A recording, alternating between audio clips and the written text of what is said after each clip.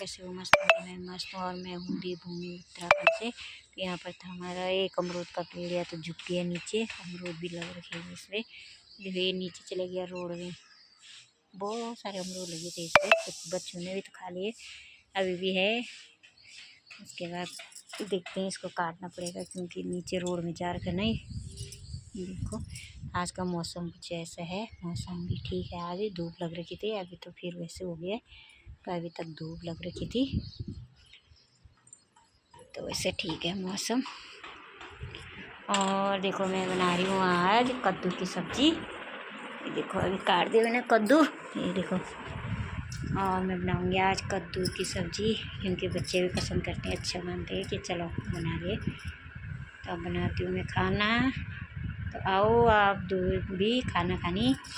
कद्दू की सब्ज़ी बना रही हूँ मैं, कद्दू की सब्ज़ी और भात बनाऊँगी, चावल। बाय दोस्तों।